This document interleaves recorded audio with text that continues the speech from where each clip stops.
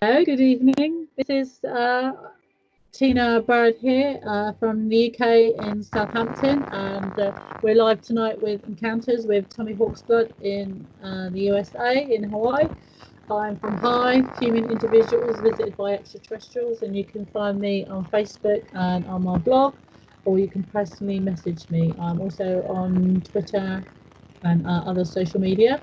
So I'm just going to chuck it across to the US for Tommy to say hello for this evening. Tommy, how are you? Hi, greetings, Santa. Hi, Tommy Hawksblood here, calling from the Big Island of Hawaii. Lots going on, I'm sure, where you are, where we are, where everybody is. I hope you're following the standards. Yeah, I got heavy feedback coming on this end, but I think it's intentional. I think it's part of the 5G. I only found out over the past week that we do have 5G here in Hawaii. We weren't supposed to get it until next year. Now you're going. Now they already installed it. You can hear me though, right? Something's just happened. The volume has gone down a lot. Oh man. Now you're back. Now you're back. I really think they can interfere whenever they want. But we'll try to do this show, and then I'll listen to it back and see if the noise is on there. It's so aggravating. It's really loud. Here's the thing. We have. Hold on. Let me just try. Let me take it out my end. Right. Is that any better? Sounds a lot better. Not better? Better. You might be able to hear country music in the background now. That's all right. I heard it anyway. So, all right. So let's get back to the problem. 5G has been active for about 2 months, mainstream. Now, I just found out in the past couple of days that it's actually activated in Hawaii. Yep, carry on.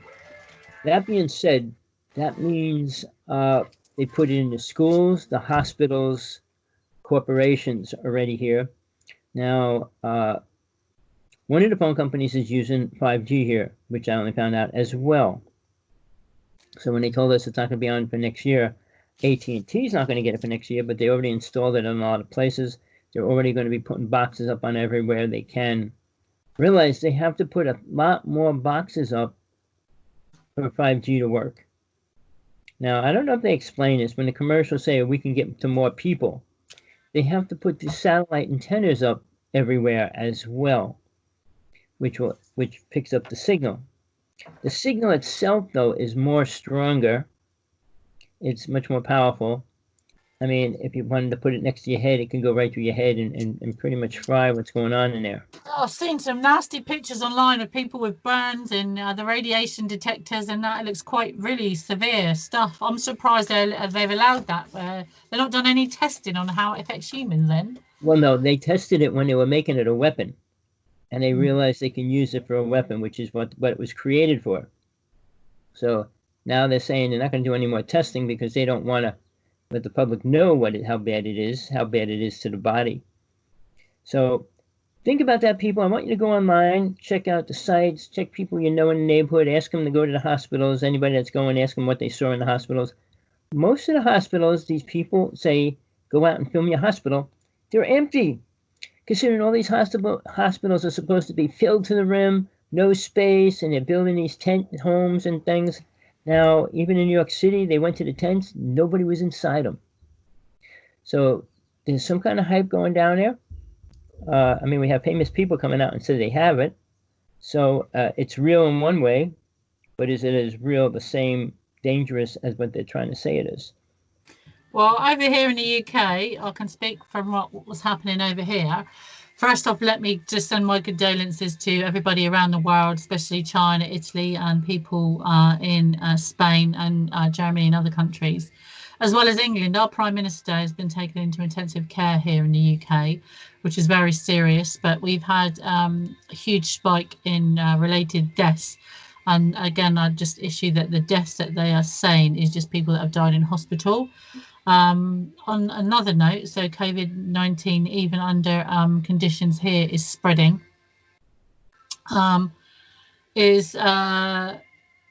I went to the hospital today for 5 X-rays. I had to have 5 X-rays today at the hospital. They sent me to a different hospital. We're not General Southampton General. They sent me to the Royal Southampton today. When I got to Royal Southampton, every exit was shut, obviously, apart from one, which had a security guard there and a female nurse stationed with her all of her PPE on. And a security guard inside. There's one other person behind her, and there was nobody in the hospital. I was like walking through an empty zombie zone. There was nobody there, nobody walking about. And I thought, am I in the right place? I walked down to X-ray. There was nobody there. I had to log in on a computer. There was nobody there.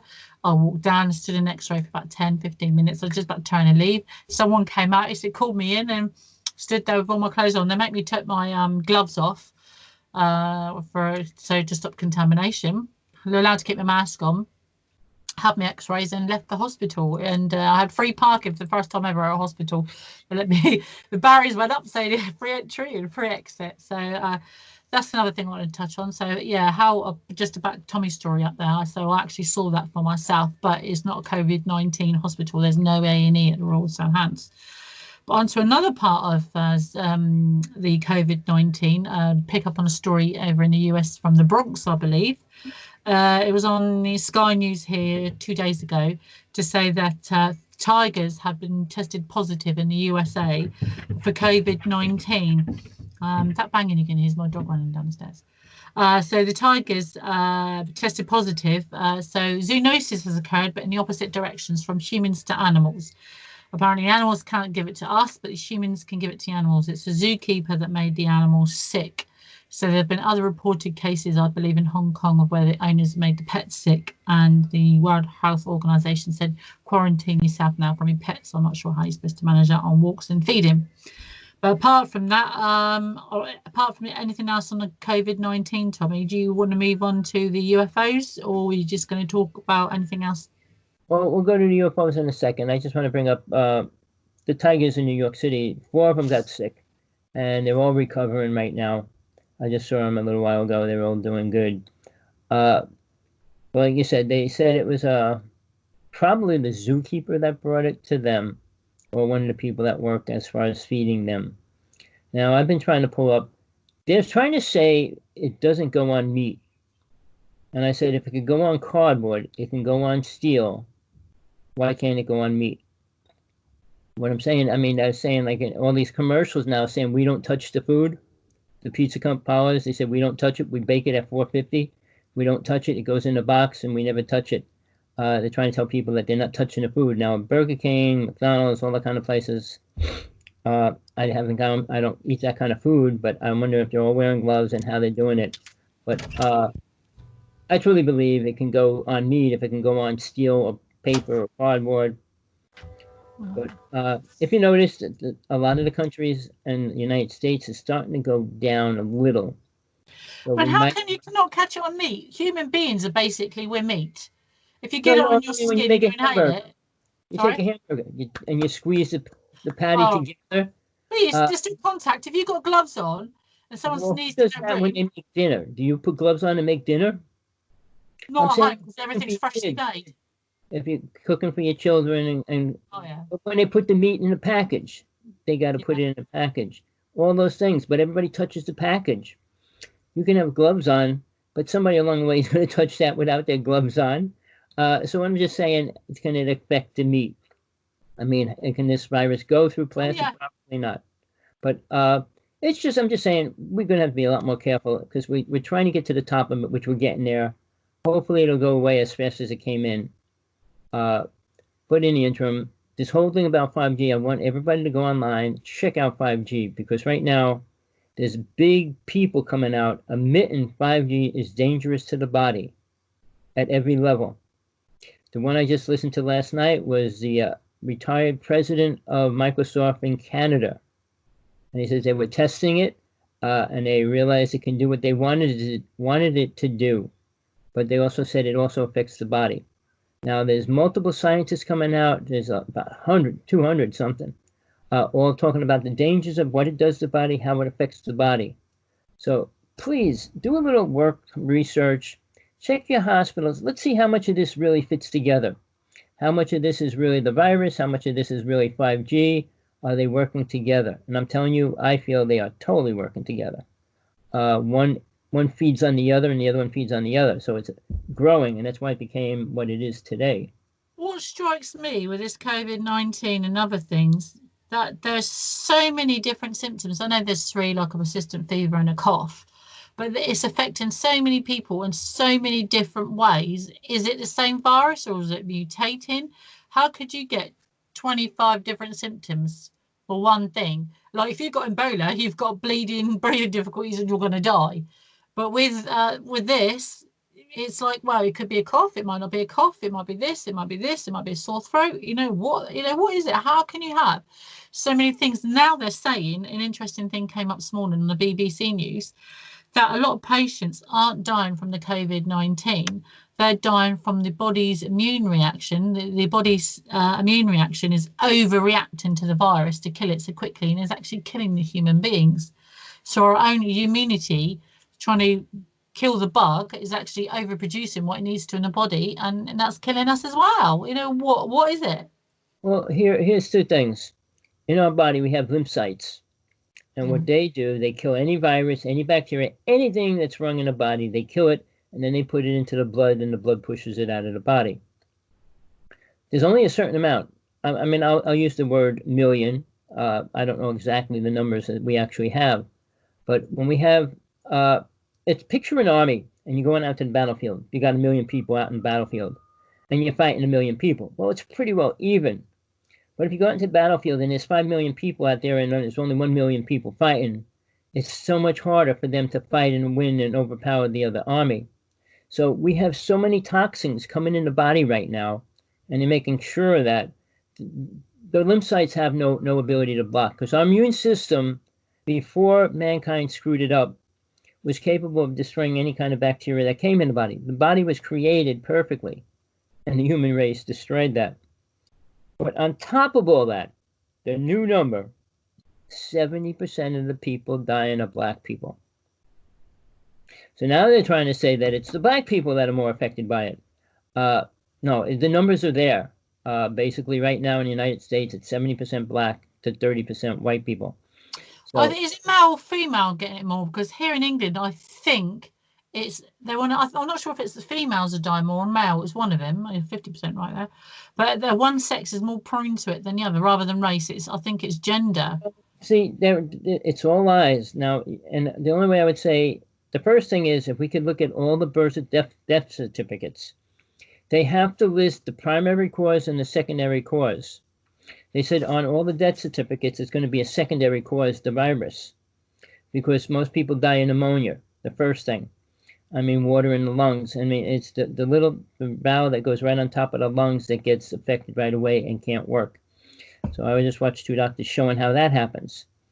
But remember, there was another disease that the black people got that white people didn't get. And there's a lot of things that their DNA is different than ours.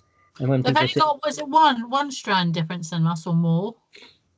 But because the Aborigines have more, don't they? Or is it the Chinese? Well, the story is we have 12 strands. We really have 32. So when the people get, when the scientists catch up on to what's going on, it's human beings dying out there. But now we have to work on being what we're supposed to be as humans. So I feel right now the human race is totally ignorant to the idea of what being a passionate person is. Now, I'm going to do a show later today or tomorrow on every word that you might not want to hear. Religion, spiritualism, and demons. Nothing to do with me. Don't hate, Tommy, don't hate. But the problem is, people don't realize what's affecting people, what's affecting the children, how we allow our children to get messed up and all this. All these things are in correlation with what the government's allowing. Now, the other thing in the United States, they said abuse went skyrocketing over the past 3 weeks. And they're saying they're being forced to stay in the house with their abuser. Yeah, they're saying that here in the UK. So, you try to fight one thing and you create more problems. But when you said the symptoms and everything else, do you realize when you take a medicine, there's a list of about 30 different effects it could do to the body? Yeah. So it's not one thing, 2 things, it's 20, 30 things. So when we say the virus hits somebody, it depends where they're the weakest. All right. I mean, if they have a weak immune system, it can go right to pneumonia, which my brother goes into. But if you have a strong immune system and weak lungs or whatever, there's different problems people have. Here in Hawaii, they said 80% of all the people here, by the time they reach 40, will have a lung or respiratory problem. So if it really came into Hawaii, the virus, really bad, it would probably wipe out pretty much of Hawaii. And because we have the volcano, which was putting toxic air out constantly for the past couple of years, everybody was breathing it. They called, I mean, you go outside, you could actually breathe and choke. So they call it a vog. And it goes across the island, and it goes from this island to the other island, or that island to this island. I mean, it's amazing how the wind takes it, and it just travels. So people here are suffering. I mean, we have a geothermal plant. I just throw this in real fast. And we were going to have a tsunami hit us, so they had to release the gas in the geothermal plant. It killed 4 people and put 125 people that were near the reactor in the hospital within 1 day. Oh, no. And they ended up giving the geothermal plant a $24,000 fine a year later. But we have problems, and they're all counteracting the beneficial things that we're doing. So, and now bringing it into the alien world, the alien world is not helping us. And that's why I have to do a show later, because right now, all the UFO conferences have been canceled. But you want to see an interesting show, put on TV tonight and put up this Skinwalker Ranch. That's been around a long time. So the second one is tonight. You can put up the other one online as well. But I'm telling people that's not the hottest place on the planet. I went out to a ranch called the Stardust Ranch, which is 10 times worse because it's active and alive right now. Well, come to my house. Never mind go over there, mate. Jesus, stand outside my house. You get a good view. Well, there's just so many things going on, and I'll give it back to Tina in a second. But here in Hawaii, over the past month, there's UFOs everywhere, doing all kinds of weird things in the sky, shooting out, coming in, doing circles and blinking and all those kind of things at us and stuff.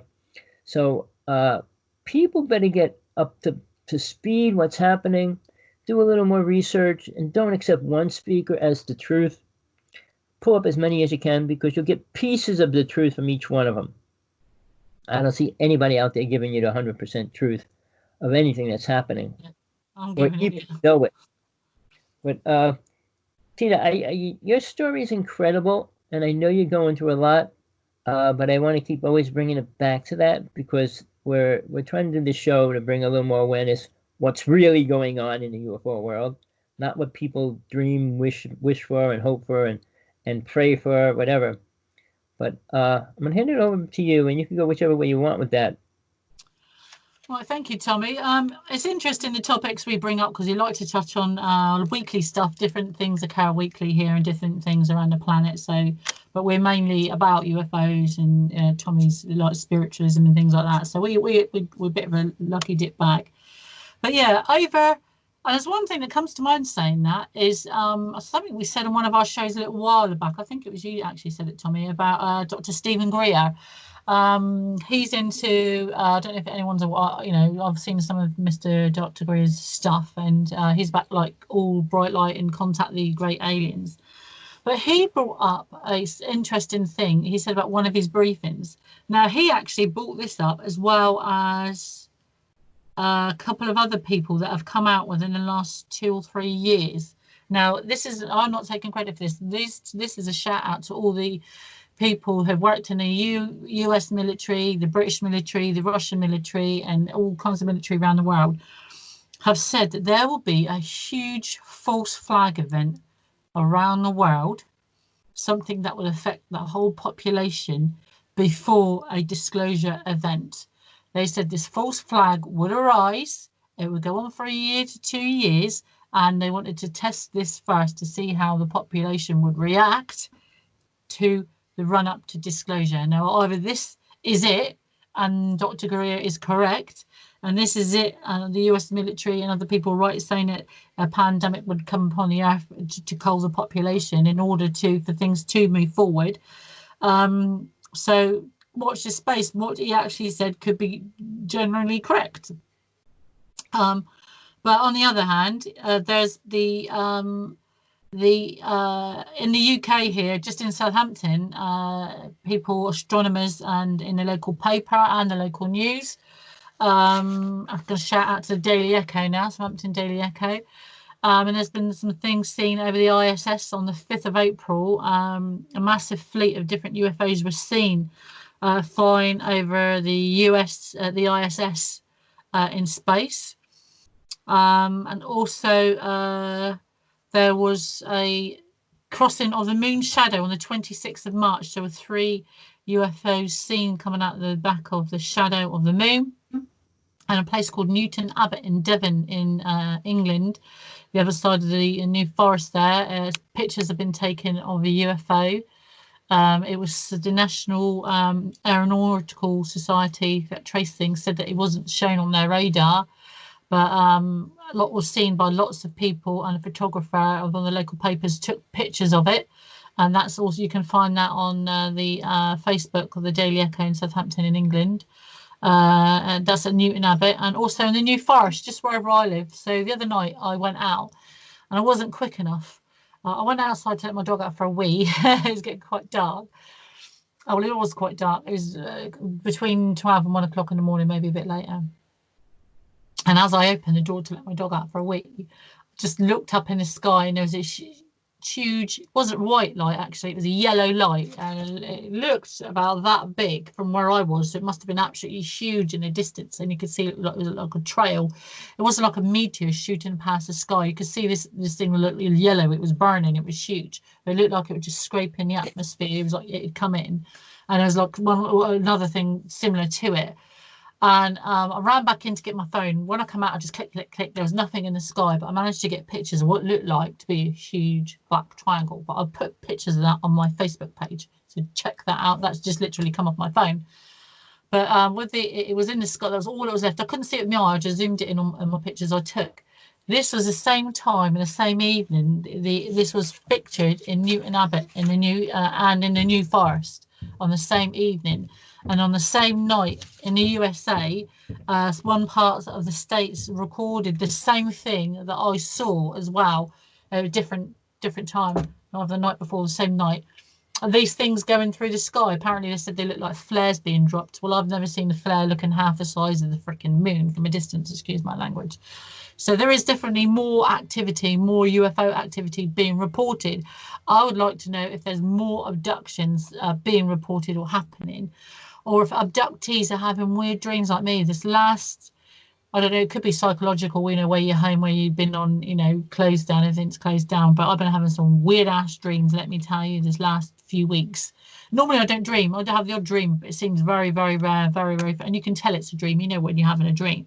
When you're being abducted, because it's happening, it's real, and you can see it going on. In a dream, what's happening, you're dreaming. So it's very different. So I'll be very interested to hear from anybody or anyone your side of the water, Tommy, who's been experiencing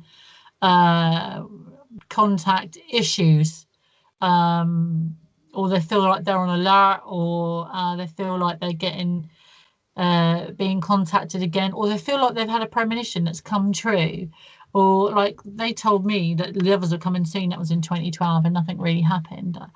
And but lately, like the year before last, I gave a talk to say that last year there was going to be a war, or something was going to happen from 2019, 2020, and it would go through to 2022. And then after that, it would come back 2 years later to culminate in 2026.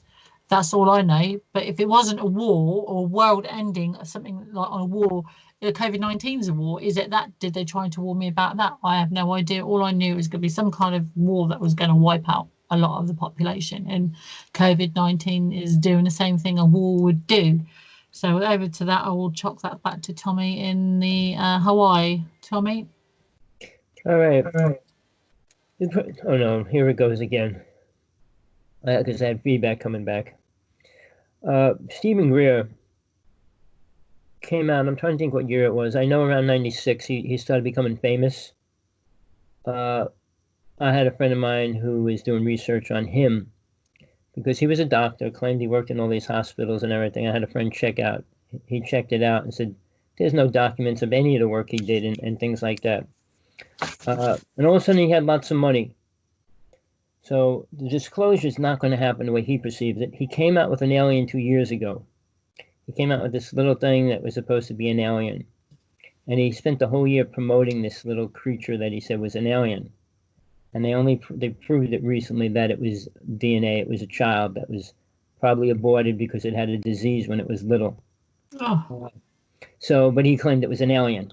So all these little things, check the information and watch it, because most of it's live. But I wanted to go into what you said, because when we talk about people out there and they said where they come from, what they're telling us and all that, if you follow these people, they all come out with stories. Now, abduction has dropped per se by the people that are involved in the UFO world, because after Truman and Eisenhower took over and did what they had to do, Eisenhower, now his granddaughter, is coming out in UFO world saying a lot of stuff. But basically, what was given to the alien races, especially the Greys, if you abduct a person, you got to make sure they don't know what's going on. Or what I say, program them and give them false information. Because in the UFO world, they don't like to use abduction anymore. You hear it very seldom at the conferences and everywhere else. They say experiences, and that new that word, makes me so angry. and that new word, they all have such a great experience in being with their alien friends. So, like I said, it's a program, and these people cannot know what's happening. There's only a few things aliens want: blood, DNA, semen, and ovaries. Nothing else. They don't need anything else. They don't need gold. They don't need our house. They don't need our cats and dogs. They don't need any of that stuff. So the whole concept of where they're coming up with this information. Now, if you look at missing person lists in the United States alone, in the state parks, it went up by 2,600 in a year's time. Polaris, is that his name, Mr. Polaris or something? Didn't he do the 96399 or something? Didn't he, for the missing people? He wrote a book about that. There's a couple people that did books on it already, because it's becoming a serious thing. Parks don't have to say how many people go missing. That's right, yeah. But they're still run by the government. Yeah, we found a car, we found a camera. There was one put up online. I don't know. It was just amazing, because it's a couple and they're walking with a camera. Where are all the bodies? If all these thousands and millions of people go missing, surely they'd be knee-high in bodies. So well, missing means their body's gone. They don't know where they're not paying taxes, are they? Where the hell are they? The other thing is, I'm just saying, imagine all these people that are getting sick and are dying of the virus and disappearing. And I said, this is what I put up yesterday. I said, check your funeral parlors. Call one up and ask if you could have a layout. Say your grandfather died, how soon could you bring him and all that. See if they could take it right away. Because if they have thousands of bodies coming in, they can't take new people. They'd be stock solid with that. Then again, you can't embalm a diseased person, and they have to embalm them in a certain amount of time. I mean, everything about it is crazy. But check it out. They're going to build a mass grave in Hyde Park temporary. They're going to dig a trench and put bodies in there temporary, aren't they? That was on the news here yesterday. Well, they're not going to. They can't legally do that. They could do it off the books. They can't say we're going to take. They're not going to leave the bodies there. It's like they're going to bury them temporarily in a pit until they can burn them. Well, no. What if I want my body back? In a native nation, they bury their bodies. That's what they do. But in a disease outbreak, they're all burnt. I don't think you get a choice. Well, that's what the government could do whatever they want illegally. I mean, their barge boat that came in, that's off of Florida right now, it could mandate thousands and thousands of people on there. But who knows what they do with those people once they put them on there? It's a FEMA boat. So they don't have to tell you where they take the bodies, people, whatever. But you won't get the bodies back, they just cremate them and that's it. These people are afraid to go near the bodies. If you know that person died of the virus, got the virus. Well, you just froze. I don't know why you're frozen. I hope you can hear me. Hello? Hello, I'm still says. Oh no. Can you see me? Can you hear me? I hear you. You're frozen. Can you see me now? Can you see me now? Now bring it back up. Now you're just a circle with a picture. Okay, There now you go. you're back. It made All this right. noise like a jackhammer. Right? I'm telling you, they're listening to our show right now, and I Tells you we think got to be right, doesn't it? when did we start mentioning the FEMA boat? And then suddenly, hey, don't tell the world about that. UFOs. Getting back to UFOs. So, one, I don't like that word experiencer. What is it you think you're experiencing? Going to beauty parlors and experience. When you're abducted, you're taken against your will. People don't ask for this. They are just taken. So, and the only thing I've learned is I've learned loads of stuff actually. But how would you think then if the military in England and the US are abducting people to learn and test them and use them for tests and then putting them back the same way aliens do? How about because I believe, may sound nutty, that they're doing that they're testing these people at this time and taking them to see what they do know. Thank you. Sorry, I'm just getting my cup of tea. Well, tea's a good thing for the virus. It gets rid of it. But no, I was trying to finish that story real fast about the video that was up online. It was about a couple in the park. And they're filming each other walking in the park. And this thing crashes on the ground. And the one's filming the other. And she's going, don't go near it. Don't go near it. And he goes, oh, it's cool. And then as he gets close to it, the rock explodes. And this thing comes out of it.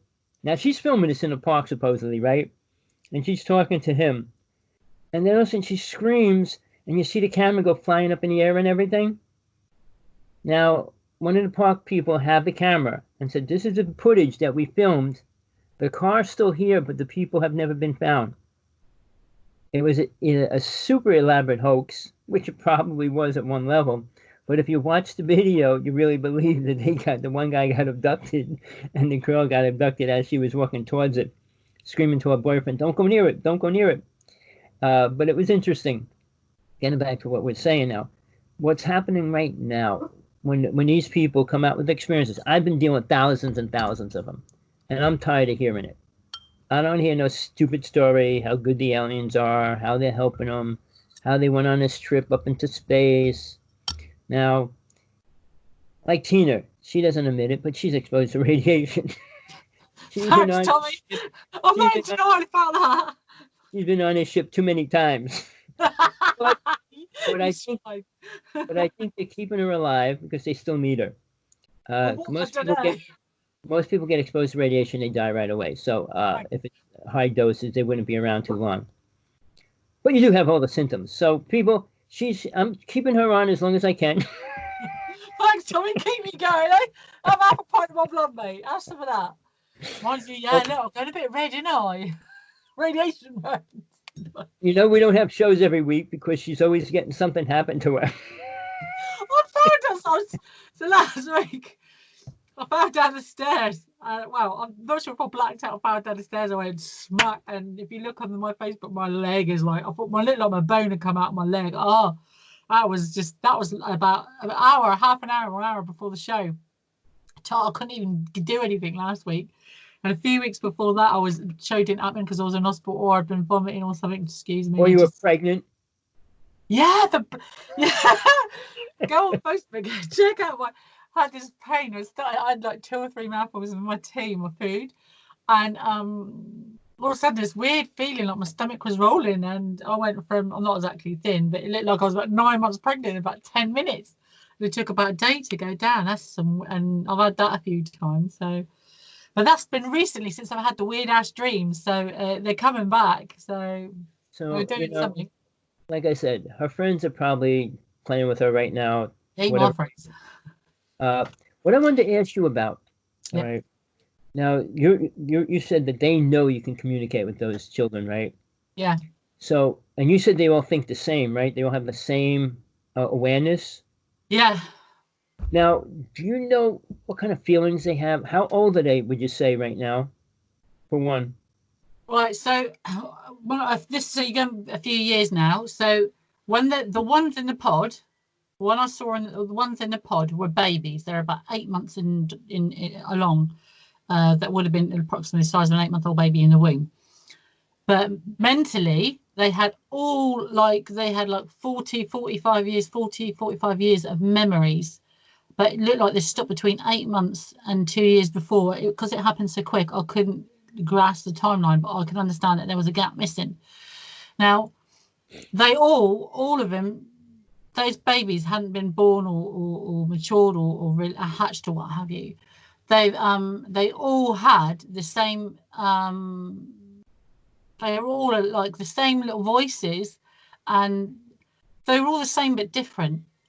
So, but it was my memory. They all had my memory up until that time. So those 8-month-old babies that weren't yet to be born all had the memories of a 49-year-old or 48 or 45-year-old woman. Sorry. Now, they've had my experiences, my family, what I've seen on TV, what I've learned educational-wise, relationship, emotions, everything biologically, physically, mentally you could learn as an adult that child had before it was born. Now, those babies spoke to each other. Now, I don't know if they did that before I touched the pod, but the second I physically touched the pod, not mentally, I didn't know I could connect with them. I still don't know how I did it. The second I physically touched that pod, that glass or that metal, whatever it was, the second I touched that pod with my hand like that, I went like that. It was like the floodgates opening up. And it was like a million little voices rushed in, thousands of them, and they're all like the same pitchy, squeaky little noise. And I thought, within that second, I thought, oh my God, they're all female. They're all girls. And I was trying to adjust to the voices. And within that second, the second I thought, oh my God, they're all female, it took me like a second or two to like one of the voices.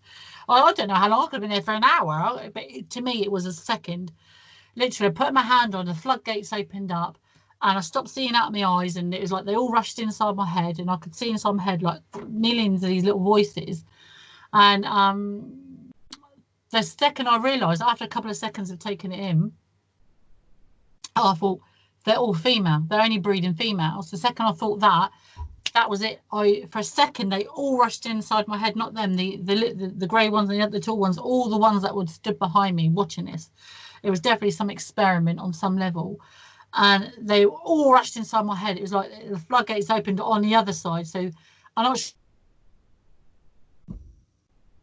sure how to each and every baby. So you know, like a vein, like a drop of vein in your body, and then you can see, if you can see inside your body, you see all the veins like a tree root. Yeah. So in that second, I wasn't have one-to-one like me and the one I know. We have a one-to-one connection, like a single telephone call. Yeah. I had a telephone call to all these thousands of girls at the same time, down each single pathway to every single one of them in that couple of seconds. And I was overwhelmed. I'd never experienced it before. I didn't get love. And that, from what I can, for the couple of seconds with them, it was more inquisitiveness, and they were so eager to talk. They all spoke at the same time. Now, whether that's because they were all clones of me, they were all like-minded, or they all knew in that split second. They all knew. The second I touched it, they all knew it was me. They all knew they'd come from me. So they knew more than I think I did. But it was like speaking to a clear mind. But now, whether it was protect them or protect the others, on the other side of the pod, through me, the other side, the others could not get past me to get to speak to the babies. Now, I don't know if the babies did that link, what they felt towards them, what they felt towards me. It was like a barrier. So the babies, the other side of the pod, and they were all linked.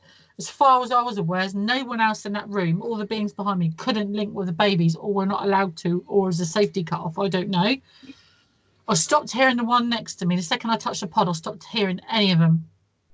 The second I went into link to speak to the babies, I'm not sure if I took my hand off, or I don't think I did. The second I said, or I knew that they must have been monitoring, they knew. The second I realised, shit, they're all females, only breeding females. That was it. It was like thousands of voices rushed, and it seemed black. It seemed black and angry. Normally when I speak, the one that knows me, it's like a grey mist. and when I see him through my eyes, and if he wants to talk to me, I can see him in my head. When there's more than one and I'm going into their link, it's like a grey mist. It's like a light grey mist, like a fog. And you stop seeing out of your eyes, and it's like you see a fog in your head, and the fog clears, and you're in their link, you're in their Wi-Fi link, and you can speak to any of them. You don't feel in that. I don't think I'd give out emotions. You may do, I don't know. But I felt not anger. It felt like ants, like army ants running inside my head.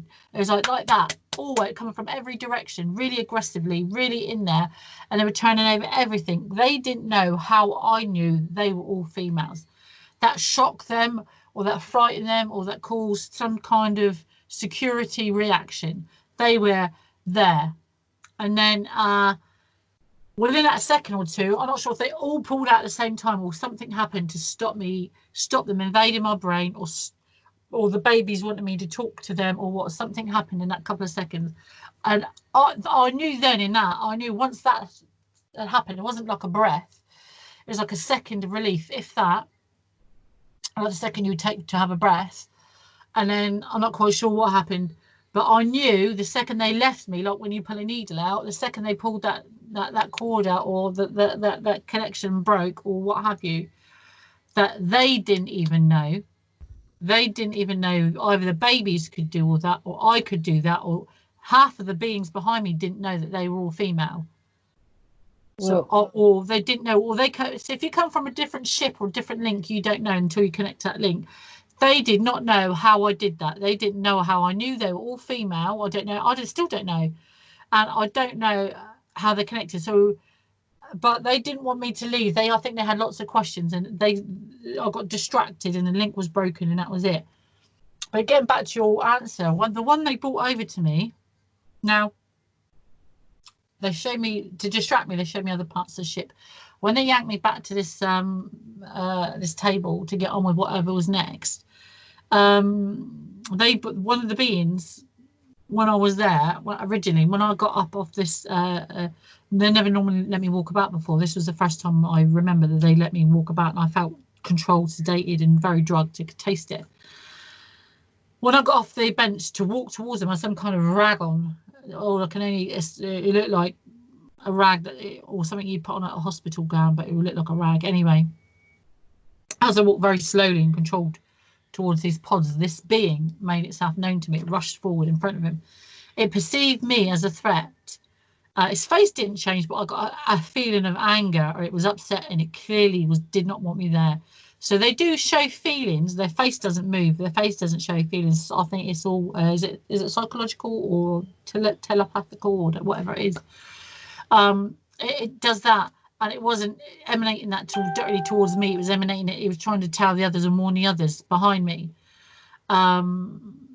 But they obviously had the one next to me obviously had higher clearance or what have you than him, because he was ordered to stand back. He clearly, definitely perceived me as a threat. Now, even when I was yanked back to that table afterwards, it clearly still perceived me as a threat. I didn't know, and I didn't link to the baby. I didn't realise it had this bundle in its hand. I didn't realise it was a baby. I didn't know what they would do or what was going to be next. Anything could have been next. They could have been doing another operation for all I know. When they approached the end of the bed, I still didn't link with it because I couldn't see it. When he pulled the blanket back at the end of the bed, before I could link with it, I didn't link with it. I looked at it for a second. It was me. Then I realised, I panicked. This baby had hair. The hair didn't look like it had black hair. It was me as a baby, Tommy. It was me. It was pink, really, really pink baby. And she had my eyes. It was my eyes. But then she blinked, and I realised, I'm not sure, she had a different set or something wrong with her eyes. She had black eyes. And then the second I freaked, I couldn't move. I was paralysed there. I was just looking at her. And within a blink, I couldn't blink. Within a second, I'm not sure what happened. I was yanked back down flat, and everything disappeared. Now, it all went bright white light. I wasn't sure how long I was held down on this table for. The next thing I know, it could have been a couple of minutes, half an hour, I don't know. I was allowed to sit up. The one that knew me came over, and he said, look, I'm like, what happened? Said, you frightened the baby. It realised, you frightened the baby. It reacted to your reaction, so they took it off for safety. And I said, right, what's going to happen? He said, we're going to sit you up. We're going to agree to sit you up, but you will not be allowed to move this time, because before I could either like move or I could turn my head. I wasn't allowed to move my arms or anything. I was like there. I was sat up. This time I was sat up. I was like sat further back. I wasn't allowed to sit right up this time. I was sat like further back, and I was like, my arms were down by my side, and I was like this, and I couldn't move my head to turn my head sideways. So this thing appeared sideways. It came up, and it had the baby. It had the thing, and it went like that towards me sideways. So I couldn't turn my head right round to look at it. I just looked there. Like I looked. That was it. I couldn't like breathe. Couldn't do anything. And I was here. My arms were stuck by my side, and it was there like where my calendar is. And he held her closer to me. Now the second he held her closer to me, so she was about that distance, whatever that distance is there, a foot and a half, 2 feet. I had her at a distance. He was holding her like that, and I had a better look at her. It was definitely me. And as she looked at me, the second she looked at me, I stopped seeing out my eyes. We had a bond. We were bonded in that second. We shared like a maternal bond, but it wasn't love. It was like a link. Now, in that link, it wasn't controlled link. They couldn't break that bond. They couldn't control that bond. So we all have a bond. Normally, if you're with the Greys, they will stop the bond or they break it. I can ask questions. I probably could, but I don't remember asking questions. When I speak to him, I don't remember asking him a question. They answer me a question or they show me something. That's how it works. But with her, I could ask a question. So we had a link, which is something I haven't been able to do with them. And she answered me. And I understood her better. Whether it was because I understood it because we were me, there was nobody looking in. I felt no presence. Nobody was trying to get in our link, or she was shielding me from their link. Now, I didn't feel love from her. We had a bond, like a real close friendship bond. I didn't feel love for her, but I felt something like a bond. I knew she was me. I didn't love her like you'd love a baby straight away. It was my baby, but I didn't feel protective instinct. I don't think I really felt anything. I felt numb and a bit shell shocked. And I didn't know what she wanted from me. And it was all I can. It was really a strange experience for me. You know, to see yourself as a baby, like something, like a creature holding you, but it's not you. Then when I looked in her eyes, I realised what they'd done. I knew they'd done. It was me on the outside. On the outside, but on the inside it was me and them. So on the inside we're like colour, light, we have a mixture of everything. We're like a colouring book, if you like. On their inside it's black. It's like a black emptiness, like a black eternity. Excuse me, I'm going to sip in my tea. Well, and she didn't have any feelings. She was black inside. It was like now whether that was because she was a baby. Now when the ones inside the pods, the babies inside the pod looked to be about 8 months along. This baby they held up looked like after it had been born, it was 8 months old. So it was probably about 16 months difference between the ones in the pod and the ones they were holding up. She looked like an 8-month-old healthy baby. The ones in the pod looked like an 8-month-old baby. So that's the distinction and the different bond, I should imagine. But she didn't feel love for me, but she wanted something from me. And I asked her, what do you want, from me? She said, I wanted to see you for myself. I wanted to take an image. And I said, what do you want an image for? She asked me, can I take a picture? And she took this picture in a split second. I must have said, yes, I don't know. And certain things you've got to agree to. I don't know why. I don't know what that is. Anyway. And she showed me this picture in my brain. She showed me one-to-one. In her blackness, she showed me a full picture, like I'm looking at you now. I was here, but it was wrapped around me. I was in the picture. I looked terrible. I don't look that good now, but I looked like I've been dragged for a head back. My hair was like this. I was really like red in the face. You could see like my top bit there was naked, but I had some kind of rag on. I looked dishevelled. I looked like I've been running a marathon. I looked bloody terrible. Excuse the French. But not only did she take a picture, she took a picture, which was interesting, of my scent, what I smelled, my pheromones, my hormones I was releasing. So everything your body releases, like the taste of your breath, anything you're releasing from your skin, your hair, she took in that photo snap. And I asked her, she said, even my heart rate, everything. And I said, is it like for you personally? She said no. everything she knows and learns, like the others. So even though I'm a separate entity, I share it with myself or my family, like we talk. The hive link, or the link they share between each other. So if I'm on a spaceship here, I share it with everyone on that spaceship or keep it to myself. If I'm on this spaceship, that girl there, I keep it. But when they come together at some point on a ship or one main junction or in their feeds, at some point all their feeds meets together, it's shared. And when they get into that point or they unload their memory or share their memory, it is saved for millions and millions of years. It's never erased. It's always kept as like an ongoing film. You can rewind or go forward at any point. That's the best way to describe it. But as for the emotion, she's going to share the picture with everyone. So they have an interest. They're invested in the person that they took it from. They have a human interest. That's the only human part of them. They have a human interest of our biology and a human interest of ancestry, of where they come from. They must want to know the ancestry. She says, you're the original person it comes from. They're going to want to know. She's going to share it. So when they all wake up, they're going to share their knowledge of what I look like, where basically I'm not their mother, but where they came from. They know I'm not their mother, but they came from me. That's how they perceive it. Well, you're their mother in one way. Yeah. But here's a question. Now I got double reverb. But when you talked about, okay, you made connection with these children, that was how many years ago? Oh, God. About 5, 6, 5, probably a bit longer than that, Tommy. I'll have to look at my records. Did they ever let you see the children again? No. No, when I got distressed, because I was like, after she'd taken the picture, and see, you have to be close. Whether they started to take her away because she was a baby and her distance to contact was small. When they're close to you, the contact, you get a better reception. The further away, the harder it is. So whether they tried to take her away, but they couldn't break it. When I realised, when she popped out of my head and I could look through my eyes, I emotionally I couldn't move. I still could not move. I emotionally, because all he did is put a cover over her head and take her away. So she didn't seem to be upset or cried. I was emotionally upset. It really affected me. I don't know why. And because I was distressed, they couldn't put me back, and they showed me where mankind came from, or they showed me all these pictures in this story. Now I became upset. But I never saw. I asked her where they was taking her, what they were going to do with her, was she going to live, and they never answered my questions. So I've never seen this kid since then. That day, never. Well, the reason why I've been in the UFO world like almost all my life anyway. But I met a couple different women, but the one that I was going to talk about right now, she was pregnant. She was 8.5 months pregnant, and she just left the hospital. She had a sonogram done so she could see whether it was a boy or a girl. I've been telling me, yeah. So, but here's the thing, though. She didn't see anything for a year.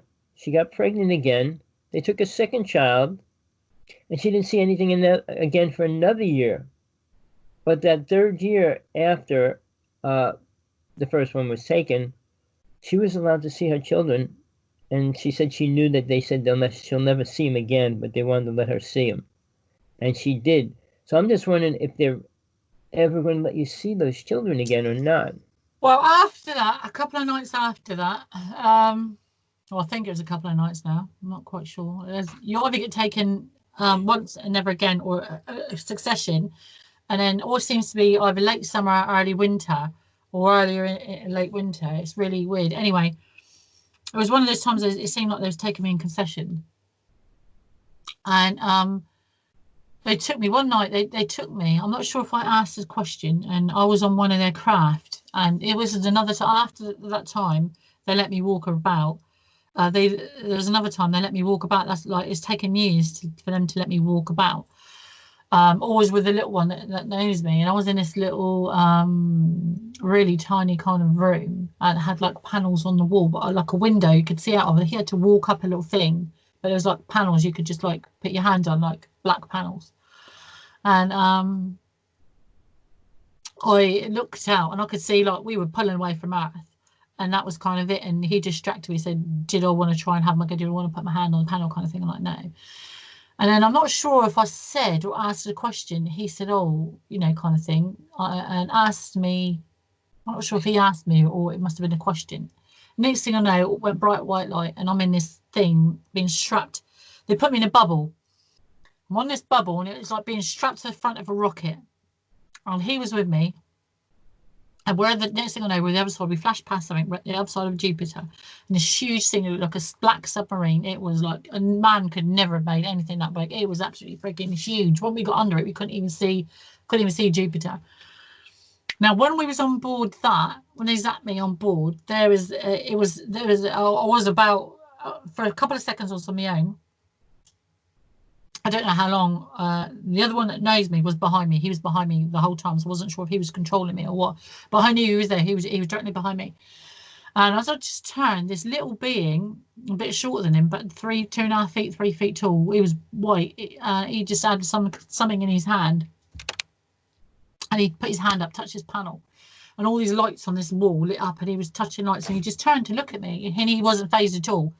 He wasn't phased to see me. He wasn't frightened. He didn't perceive me as a threat. He just completely ignored me and carried on with what he was doing. At that time, I then just instantaneously moved to about 3 to 6 feet away, if that. And I stopped, and I don't know what I stopped for. And there was like a huge black wall in front of me, and it had like big 2-3 feet drawers. It looked like it was in a wall. It looked like a black micro panel, about 3 to 5 feet long, I don't know, and about 2 foot wide. And there seemed to be, the wall was made like 3 or 4 of them, and they were black. And I put, for some reason, I think the one behind me the one that knows me made me put my hand up. And as I put my hand up in front of this panel, this drawer was open. As the drawer opened, bright white light shot out of it, and the drawer opened, and the top could come down. There was a panel about the size of a keyboard, about twice the size of a keyboard, yeah, and it had about the size of 50p little dishes, about that big, but they were clear dishes with like a clear bean with something in it. And they were embryos. You could see they were embryos, and they were fertilized embryos. They're all my eggs. So apart from the hundreds of babies in pods they had on this ship, and the one that they showed me that was 8 months along on this ship, just in this one, they must have 50, 100 to 200. I don't know how many they had in there, but there were stacks upon stacks in there. And I said, what are they? He said, they're your babies. You're my embryos. So they were mine. And so I'm not sure if it was my DNA or my scent that opened the panel when I put my hand up. I never touched it. I just put my hand up to it. Obviously recognized me or my DNA or the one behind me. I don't know. He said, all these are yours. And as I stepped back, he said, all the drawers, all the ones in the front of it, they're all yours. And I said, what are you going to do with the babies? And my first thought, he said, oh, they're going to go to a planet. He said, you'll never see them. And I said, he says it's going to take him what would be like a human lifetime, 2 million years or 33 million years. I can't remember what he said the journey would take. He said for them to get there, and they're going to be cold or dead. The second I started to panic, he answered my question straight away. He said, no,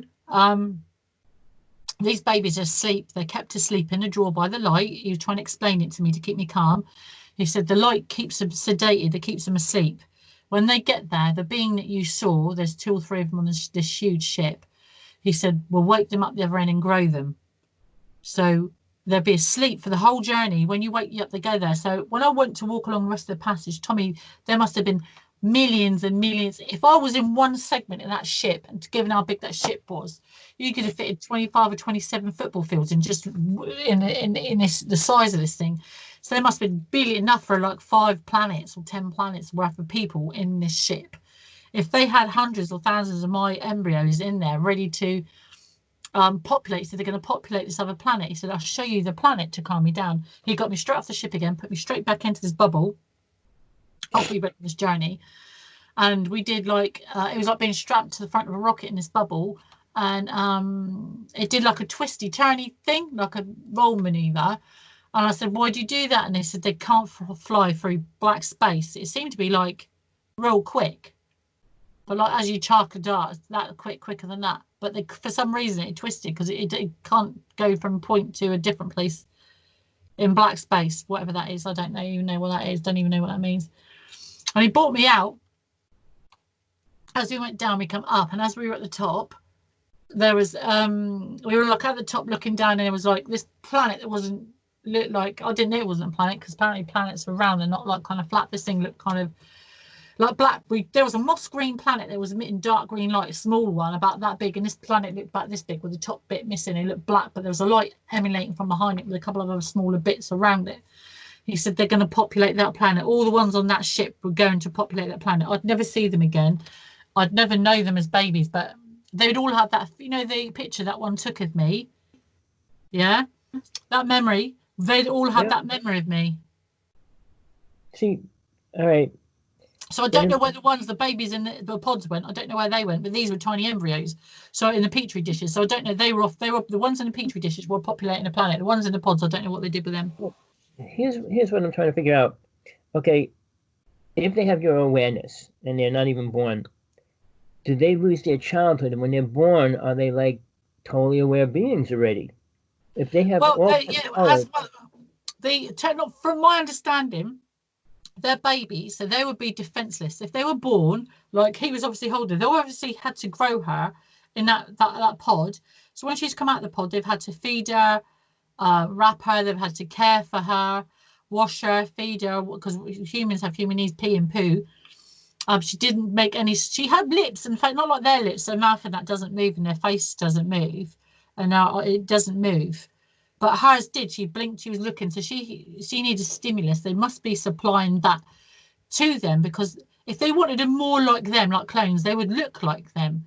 For some reason, they wanted them to look like me. They wanted her to look human.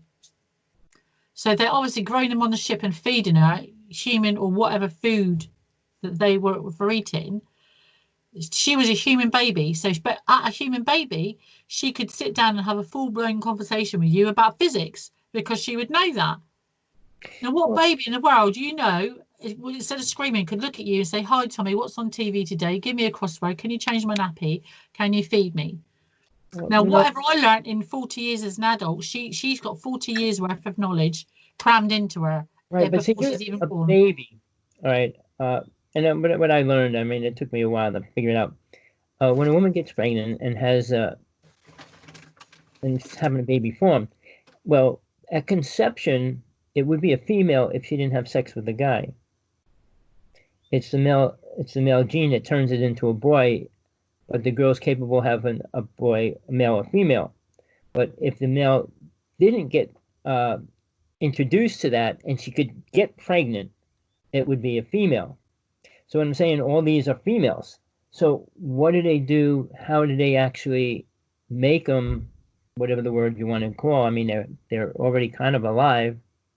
So from I don't recall of these sex weird dreams, none of that stuff, none of that happened. I recall having when I was a kid, I had lights on my legs, and they were like these lights, bright orange lights were coming down, and they were like putting things in my skin that like they were burning my skin, but it was light with light. And then the drilling of my teeth, apparently I had drilling on my teeth and it just stopped when I was in my late 20s, early 30s. It just like stopped. So apparently the marrow from your teeth, and they can take really good DNA, comes from teeth. Well, wait, you just lost how many teeth last 2 months ago? Quite a lot of teeth. There, that and there. Right. So quite a lot of teeth. If you said no, you said they had something to do with your teeth when they were doing that. So and then you just felt like they drilled my teeth and pasted them and put them back together. But on the other hand, when I had my hysterectomy, they said that when they went in to give me the hysterectomy, they found all this black webbing stuff in my pelvis. And on my medical records, if you look on my case note on David Hodgson, we can't get those videos, can we? Can't get the videos, but it's actually from the hospital. There's a written statement from the hospital on my release. It said my pelvis is completely obliterated from right to rest, from left to right, with hundreds of thousands of tiny holes. It actually says that on my if you go onto my case report on Birmingham UFO group, David Hodgson he has. I've still got my medical discharge notes. It says operation hysterectomy found, pelvis completely obliterated from right to left with thousands of holes. They said, the surgeon said to me, that's a great place for bone marrow. He said, it looks like someone stabbed you thousands of times with a needle all over your pelvis. Did they get it from that? Well, I'm just looking how and what they're really going to do with those children, how they make them come out to full bloom. I'm surprised, since, like I said, they know that you can communicate them, why they're not using you again, or in that field of like helping them a little bit. I'm sure there's something you could still offer those children. wherever they are, however. Well, I know you said they're already going to get another planet, and they're already populating it. But these children, say you say there's how many thousands would you say there are of you? God, more than I could count. Well, More than I imagine could count. this planet with all these little children, with your awareness. Now, don't forget, we don't think like they do. So the programming that you gave them, I'll call it programming because it's not the experiences they went through. It was given to them. So it was a program that they were fed into their consciousness. And when they're on this new planet, are they going to think like us a little more than that? Are they really? See, I don't. From what I can, well, I'm just surmising now. This is just because I don't know. So they have my. I picked up a lot just in a couple of seconds with the whole little group and with them. They all had like the little baby voices you would expect a 2 or 3-year-old have, but they all had a 45 or 40-year-old's memory. Right. But they also have 45 years worth of love. I for some reason, I have a very, very. I know everyone loves their mum. I have such a very impulsive, very tight bond with my mother. I'm very bonded to my mum. Very bonded. We've even had like the same kind of thoughts or same things and said same things at the same time. It's really freaky. I have such a close bond with my mother. So they have that. They share the bonds I have with my brothers. So they understand love. They understand my experience of sex and love and bonding. They understand human relationships. So they don't need to have any of that if they have that program of my experience. If they want to go out and have their own experiences, then fine. See, here's the thing. They probably don't have that in their own species. And now this is being brought in. Now, is it going to help them be more human in any aspect? Or is it going to be helping them to become more aware of what humans are and how not to deal with them? Another angle you could look at is I get this from the human being. Tina is my outside vessel. This is my human body. Inside, everyone has a spirit, if you like. They have a soul. Whether the spirit and the soul are two different things, I don't know. Perhaps our spirit either gets reincarnated and we come back, we have children, and that's how we retain memories. But I think maybe this is their attempt to put their spirit or their soul in a human body, a blending of the two, or putting two souls into one body. But that baby, if I could see in her head, was black. It was empty. It didn't have room for soul. It didn't seem to have room to grow everything it needed to know it had, unless it was black because it was deliberately blocking me in some way. I don't know. But as a baby, you have capacity to learn so much and know so much. Just on that point, I know you don't go into spiritual. We want to talk about that at all. But here's the thing. Two souls cannot occupy the same body. Human body? A human body. That's what I'm saying. When a demon She's not human, is she? What I'm saying is when a demon or an entity comes in a person's body, soul has to stay outside the body. Not that it leaves, but it's not in control of the body.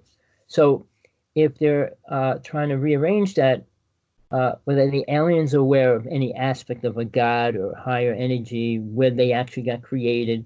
I mean, people want to say the reptilians created the Greys. No, they didn't. But in the interim, what their truth is. So what I learned as well, so they are not the little 3-foot ones. The ones that knows me is about 4 feet. They choose to be like that. That is not their natural form. Their entity or the person they are with him. Now, on one of my first ever meet talking to him, whether it's accidental, him showing me, I don't know, or something they've just implanted in me, I don't know, is that they chose to be like that in those bodies. They can leave their bodies. We only leave the bodies when we sleep or when we die or we have a gift. And whether that gift is them, they could be us, for all I know. We could leave our bodies. They can leave their bodies when they want. That's why they live in those bodies for such a long time. And I believe that they live in those bodies for an excessively amount of time, more than a human would do. Now, the little clones, the little jelly baby ones, I don't know. But the one that knows me, they are scientific explorers. Now, whether they're trying to blend their race, whether they're trying to save their race, whether they're trying to save the human race, I think they're trying to take from us whatever we have to make a different species or to make theirs better using our biological technology. Right. So then we are biological technology, which they're enhancing with their technology. That's the way I'm looking at it. Well, I mean, I've been involved, I know you have been, but you worked at it at a totally different level than I did. But all the people I got involved with, the women that had children and things like that, the Greys were dying. They came here to support their race because they could have died out. So that's why they started taking children. But now what they're doing, what you're showing and explaining, is they're going deeper than that. They're creating a chain of people rather than just taking your child and crossing them with their own DNA and trying to raise them as their child. But this is like just the way you explain it, and it is their child and it is your child. So how they're going to grow, I'm sure they don't know yet. I don't know how fast they grow. I don't know if they grow the same speed as we do. I mean, unless they let you see those children again sometime soon, you might not ever know. But I know they're still around you. I think the problem is with that, well, it's not a problem. They are, see, that's why I think people say, oh, yeah, their children come back and see them. People say, yeah, no, I don't think there's just a different part of the story. I actually think that's true for some abductees. I've never experienced it myself, so I can't say that that's correct. What I did get was I'm a very driven person and I'm very strong mind. I'm a very strong-willed person. So she, the little baby they took off, she has all those attributes. If she wanted to do so, could block any. I think we, as a blended species, are stronger than them. She could easily, physically and mentally, overpower them, which is a frightening thing. Which is why they were trying to either control her, why they put parts of them in her, or why she's controlled in that link. If she's like me, I think she had the capability of overcoming them, and she said, no, hold on, I've had enough, I'm going, and there's nothing they could do to stop her. But if she wanted to apply that and come and see me, I think she's quite happy to do that. Here's the thing. I'm asking, would you try for a week straight or 2 weeks straight, every night before you go to sleep, actually send the thought out there, you want to meet with them again? I know you're going to say stop that. Right, I tried a little experiment about 2 years ago, and when I was having these dreams or these things were happening, I felt funny for a couple of days. You know, like you feel like a whiny child, and you look up in the sky and you think there's something there. It was like a clear day, and I think, are they there? I got a sense of you got an urge, like just to go outside and look up. I just had an urge to go outside. I can't explain it. I was out walking the dog. I just and people were like, what are you doing? I'm like, I don't know, just you know, you had this urge. You know, if you're hungry, you go and eat.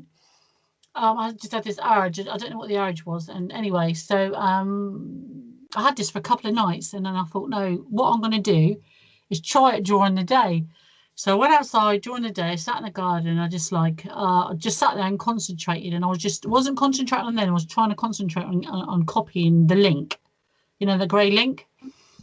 And I felt like, not like a pull, I felt like when I was doing it, I did feel like they could hear me. I just felt like, you know, when you're grizzling kids to your mum and you don't know what you want and you're grizzling, and you're tired, but you don't remember it like an hour later after you've had a sleep. I felt like that. I'm just going to finish up now. I just felt like that. And then on the third night, I woke up, and that's when I saw the little one at the end of my bed. And I'd never seen a little one. He was smaller than 3 feet ones. It was in my mum's. I was upstairs at my mum's house, and my partner was in bed next to me, and I just woke up. It was on the third night. I've been doing it all afternoon. It was an experiment. I thought, I'm never going to do it, and it's just me, and I'm nutty. It's never going to happen. On a third night, I came down, and I kind of knew. I woke up in the middle of the night. He was at the end of the bed, and there was 3 beings stood behind him, and I'd never seen this one before, and I could move. It's the first time I've ever been in bed and I could move because I sat up. Before, when I've been in bed, I've been paralysed. And I haven't been able to move, and I could see, you know, you could see them. I could see everything clearly. I wasn't drugged. I wasn't sedated. I sat up in bed on my elbows like that, looked down the bed. He was at the end of the bed, right on my corner post. There was 3 beings behind him, and he looked old. I've never seen an old wrinkled one. He looked like he had a kind of a heart-shaped head. He looked kind of Well, brown. you're not saying it was one of yours, though. No, it wasn't. It was one of them. He was like a wrinkled Okay. one. I've never seen a little wrinkled one. It wasn't one of mine. And they come down and he said, I'm here to take you. And I like claps back down the bed like, well, take me then. And that was it. We're all bright white. But since that day, I haven't had an urge to call them. No. And I've stopped for some reason. Every time I've gone to try it, I've stopped myself, and I don't know why. You said you're a loving person, right? So take that with you. And I'm saying, just try it. I mean, I don't think I want them to come back and get me again, Tommy. No. Meet with them. Meet with them at a different level. Maybe you can meet in an altered space with them. I don't know how far, even if they're being in the UFO world, all the UFO people say they communicate with the aliens and everything else. So, and that's a different kind of a race. They're working with who knows what. But here's the thing: you have a direct connection with these, and like you said, they're all of them together. Did you ever see the movie Children of the Dam? Oh, is that about a village with the little blonde people? The little kids, they all have the same psychic ability. They all read each other's mind, and they could read anybody else's mind. And it was a 60s film. It was, but they had to kill the children. They were little blonde there. That's all I remember. But they blew them up in a church at the end, and the Catholic religion forbid the movie to be watched and everything like that. But it was a cool movie. Because all these children had abilities, and if you said something wrong, they could see it. So at the very end, he had to put a bomb inside the church, and they were trying to read his mind, and he had to keep thinking of this wall so that they couldn't penetrate his thinking. But the wall was starting to break and shatter, and then finally the church blows up. But what I'm saying is a consciousness of a group of people. If you go to a conference, you go to anywhere, if there's a group of people, the energy is escalated by the amount of people that are in it. That's how it works. So what I'm saying is, I don't think I need anybody's help to create energy, and I don't think I need anybody's. I don't think I'm more frightened of them coming down and taking me again, Tommy. To be honest with you, it's the point. They'll have the energy to work with you outside of the program that they're probably being shoved into. Like if I give you a little more knowledge than I have, right? You can do a little more than I can do. So if they say, well, we don't ever want you to meet her again, we don't want you to ever communicate with her again, and they say we want to meet. We want to meet her again, especially if they're female. Their energy is 10 times stronger. So I would just say try it. I don't think it's going to bring anything bad to you anymore. You got so many bad things going on already. It's last thing I need to know. The alien coming down. I didn't need that. Well, look, you're still alive, and you're still able to talk about it. Well, is there anything else you really want to attain in life? I don't know. I feel there's something I should be doing. I had this feeling for years. Right. You see, here's the thing. People that have a key, not how to get a job or how to build a car, a key to something more dynamic, an interdimensional and things like that. Learning how to use a key. We'll talk about John Edmund one day because he swore he had the key to everything. I meant to do something, but I don't know what. But see, he doesn't know either. I went out there to hypnotize him because he said when he was in the Montauk Project, they put him in a chair and they gave him all this knowledge, but learning how to use it. I know you got to go. I've got to go. I've got to wrap this up. Next time, what I'll do, for you, between now and next week, I don't really want to do it. I'll do it for one night. I'll do one day. I'm not going to do 3 days because I don't. If I could do it, I'll do it. Well, keep protection around you, though. Put protection around you. Do you want me to call like the little ones or try and contact the female? Contact the little ones. Oh, okay. Because I'm sure they're going to feel that thought in their own consciousness. Yeah, but they're like billions of miles away by now. So when you're outside the body, soul can travel through dimensions. We could travel into the astral plane. That's a lot further than. I found this on the web for when you're outside the body, cell can travel. my little pointer, my arrow, like my hands are here. My arrow is moving across my screen. It's purple. It's moving up and down. That's so good. That means they're watching you. Just so you know, it shouldn't move. Please send me lottery money, or just send me some money in an envelope. Well, look, it was a pleasure. We got into a cool thing. We'll continue maybe next week. But peace, love, compassion, whatever you need in your life, may it come. And protection is what you really need right now. So not to fall, not to jump out of a car, get hit by a plane or whatever. You should be staying in. Like the policy says, stay in. But don't walk around too much. Don't go down flights of stairs. No. That's why, because I'm in doing DIY, walking around in that where I've not been around. Oh. Right, so good night from me here in Southampton in England. You can find Good me on the night. Hive, Human Individuals Visit by Extraterrestrials. You can find me on my blog Hive and the Hive Initiative, and you can find me Tina Bird on Facebook. I'm on Twitter and all the other social media. From me in England, goodbye, stay well, stay safe, Tommy, and I shall see you next week. Hi, Take care. Hawksblood1, Hawksblood1 AOL.com. Call me, text me. We'll follow through with any questions and answers. Peace. Till next time. Bye. Bye. See you next week. Bye-bye.